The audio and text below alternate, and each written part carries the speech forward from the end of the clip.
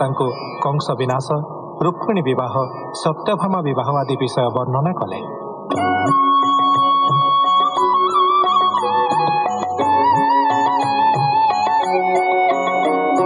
ସତ୍ୟଭାମାର ବୋଲେ ପୁଣି ନନ୍ଦନ ବନୁ ଚକ୍ର ପାଣି, ବଳେ ହରିଲେ ପାରିଜାତ, ଲୀଳାଏ ଜିଣି ସଚିନାଥ, ପୁରେ ରୋପିଲେ ବୃକ୍ଷ ନେଇ, ପତ୍ନୀର ପ୍ରିୟ ଭାବ ବହି, ଗରୁଡ଼େ ବସି ଭାବଗ୍ରାହୀ, ନାରକାସୁର ପୁରେ ଯାଇ।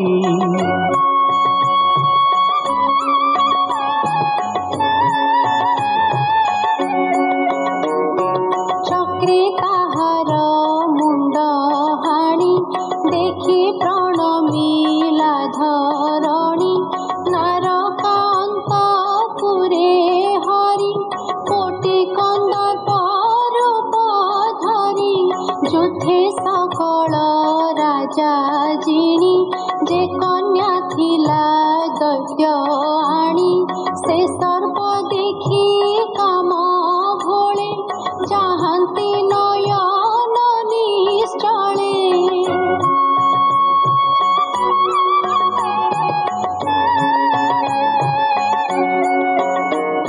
ଷୋଳ ସହସ୍ର ଶତାଧିକେ, ତୁଲ୍ୟ ବୟସୀ ଏକେ ଏକେ, ହରିଙ୍କି ବରିଲେ ସକଳେ, ମଙ୍ଗଳ ଶୁଭ ଲଗ୍ନ ବେଳେ, କାଳ ଯବନ ଜରା ସନ୍ଧେ, ସାଲ ସହିତେ ପୁର ରୁନ୍ଧେ, ତାହାଙ୍କୁ ନିଜ ତେଜେ ନାସି, ସ୍ୱଜନ ବାନ୍ଧବ ଆଶ୍ୱାସୀ।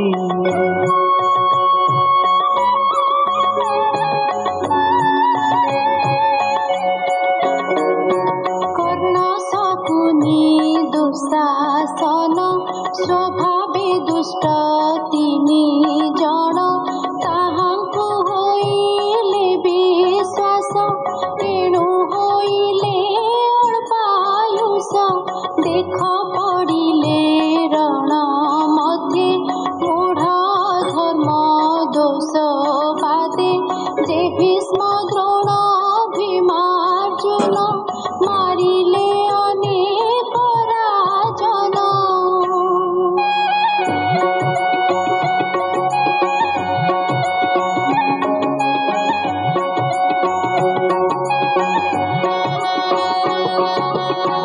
ଧରାନିବାର ଅର୍ଥେ ମହି, ସଂହାର ଅଳପମଣଇ, ଏ ଯେ ମୋହର ଯଦୁବଂଶ,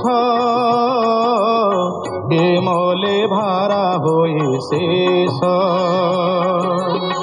ପରୀକ୍ଷିତଙ୍କୁ କରି ରକ୍ଷା, ଧର୍ମ ନନ୍ଦନେ ଦେଲେ ଦୀକ୍ଷା, ଜାନ୍ତି ମାରଣ ଦୋଷ ନାଶେ, ଧର୍ମ ନନ୍ଦନଙ୍କୁ ବିଶ୍ୱାସେ।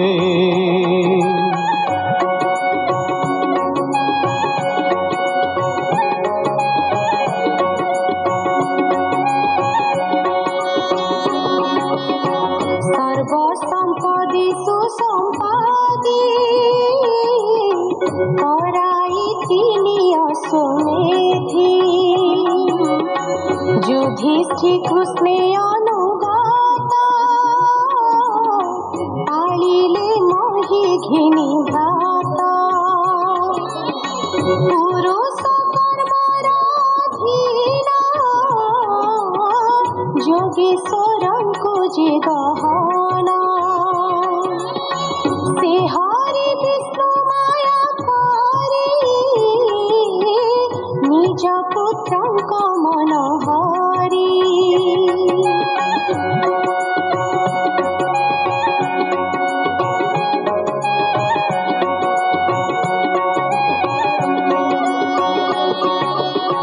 ସେ ପୁତ୍ରେ କ୍ରୀଡ଼ାର ସେ ଦିନେ,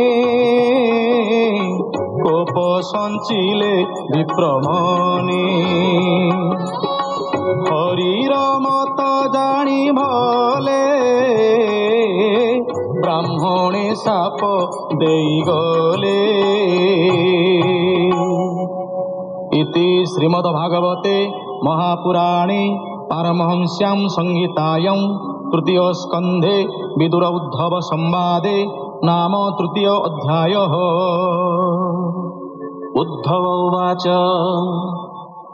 उद्धव कहे अश्रुमुखे से यदुवंश रात्रि मुखे बारुणी मद्य कले पान तेणु होइले हत ज्ञान मर्म भेदन कटु वाक्ये कंदल कले के मन हरिला मद्य दोष भोळे होइले बुद्धि भ्रंश रजनी मध्ये जदु बळे कंदल युद्धे नाश गले। भगवान उवाच उद्धव शुण मो वचन मुहि जानिली तोर मन दुर्लभ ज्ञान देवी तोते संसारु तरी बुझे मन्ते भक्ति वैराग्य जार नाही से बाल भीव मोते काही। उद्धव उवाच भोनाथ तोर पद्म पादे जे प्राणी भजन्ति आनंदे ताहांकु सर्व पुरुषार्थ जे धर्म काम मोक्ष अर्थ दुर्लभ नोहे लभिबारे निश्चय मोहर विचारे मोहर तेणे आशा नाही केवल तो पाद भजई एणु मो मन खेद पाई तो माया गहने भ्रमई मुझे शुणिबारे क्षम कह हे पुरुष उत्तम।